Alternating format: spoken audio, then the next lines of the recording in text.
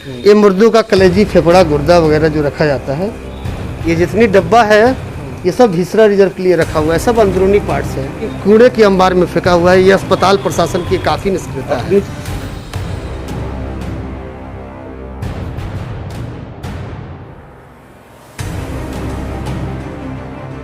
सदर अस्पताल के जितने भी ये वरीय इस पदाधिकारी है, सबके संज्ञान में है ये।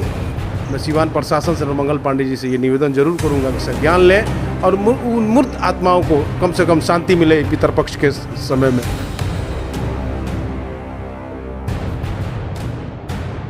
समय सीवान की टीम इस वक्त मौजूद है सीवान के सदर अस्पताल में। एक ऐसी खबर समय सीवान की टीम आप तक पहुंचाने जा रही है जिसे सुनकर आप भरोसा नहीं करेंगे कि सीवान का जो ये सदर अस्पताल है और इसका जो प्रशासन है इतना असंवेदनशील कैसे हो सकता है।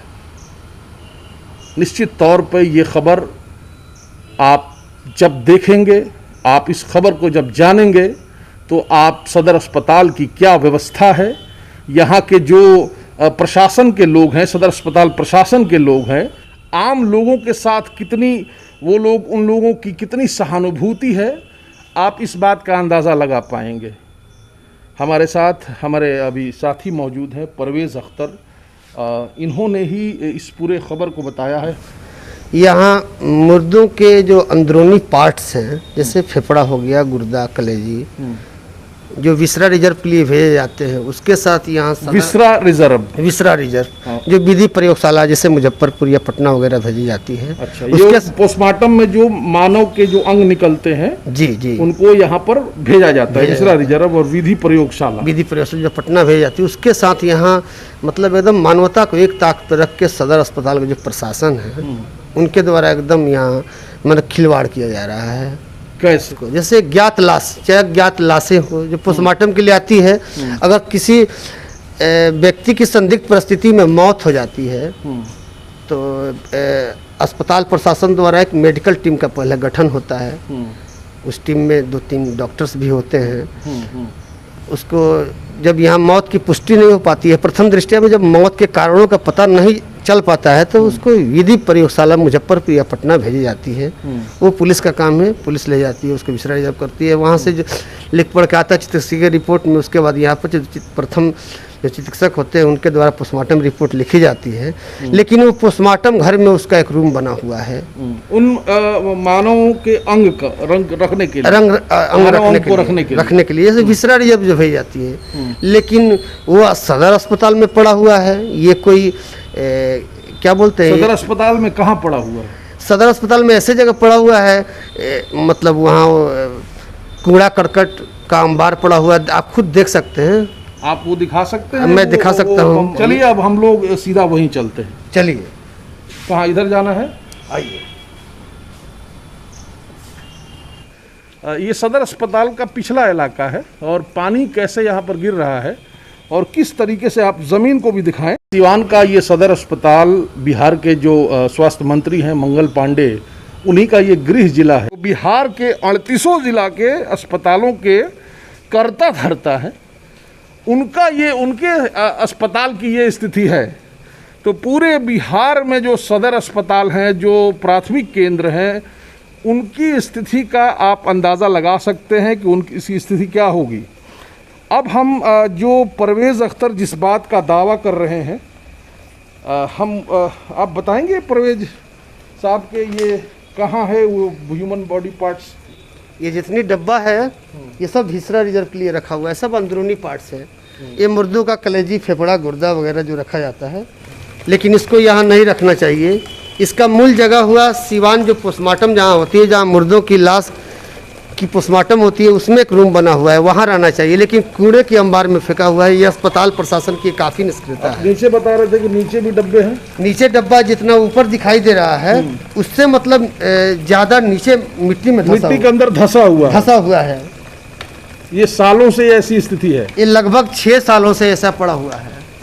आप ये जो तस्वीरें देख रहे हैं, निश्चित तौर पर आपको ये तस्वीरें विचलित कर सकती हैं, क्योंकि ये आप जो डब्बे देख रहे हैं, इन डब्बों में ह्यूमन बॉडी पार्ट्स है जो पोस्टमार्टम के दौरान जिसे निकाल करके और उसको डॉक्टर्स के जांच के लिए रखा जाता है।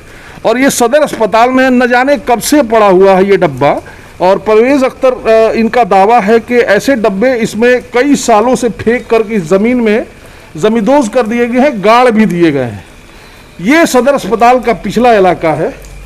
क्या कहेंगे, ये सदर अस्पताल प्रशासन इस पर अभी तक, चूंकि आप बहुत दिन सदर अस्पताल के जितने भी ये वरीय इस पदाधिकारी हैं, सबके संज्ञान में है ये।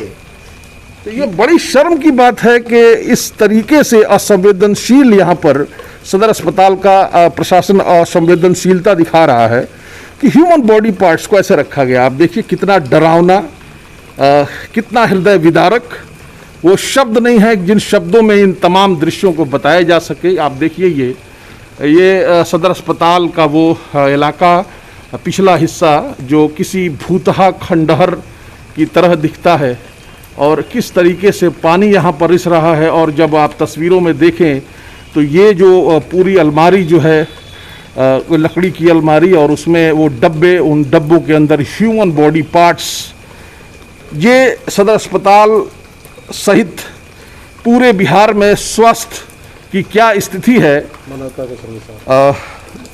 उसको बताने के लिए काफ़ी है। निश्चित तौर पे मानवता शर्मसार हो रही है। क्या कहेंगे?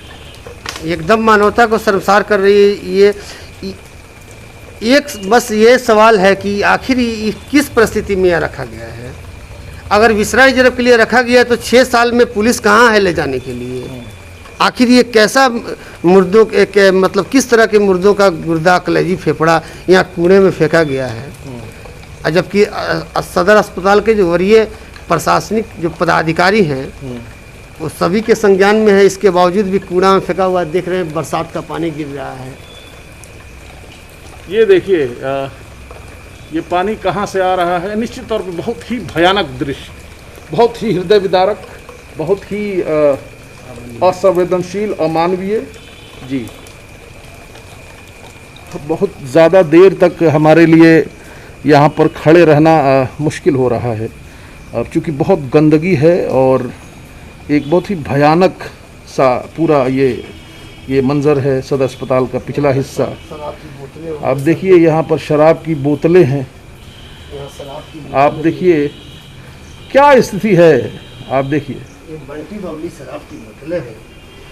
यहाँ पर कौन लोग शराब पीते हैं। आप ये ब्रांड देखिए। निश्चित तौर पे ये तमाम तस्वीरें विचलित करती हैं। यहाँ भी दिखाइए शराब की बोतलें। बिल्कुल चारों तरफ शराब की बोतलें बिखरी पड़ी हैं, और ये वो संकरा सा एक जगह है। ये पूरा मामला क्या है, किस तरीके से यहाँ पर बेहुरमती हो रही है मुर्दों के जो बॉडी पार्ट्स हैं उनके साथ, इस पर संज्ञान ले, इस पर कार्रवाई करे, ज़िला प्रशासन इसको संज्ञान ले, और जो लोग इस स्थिति के लिए जिम्मेदार हैं निश्चित तौर पर उनके खिलाफ कानूनी कार्रवाई भी होनी चाहिए। अब तो घबरा के कहते हैं मर जाएंगे, मर के भी चैन नहीं आए तो कहाँ जाएंगे। मानव अंग के साथ जो खिलवाड़ किया जा रहा है, कूड़े के अंबार में पड़ा हुआ मानव अंग आज अपनी स्थिति और परिस्थिति के लिए रो रहा है। मैं सीवान प्रशासन से मंगल पांडे जी से ये निवेदन जरूर करूंगा कि संज्ञान लें और उन मूर्त आत्माओं को कम से कम शांति मिले पितरपक्ष के समय में।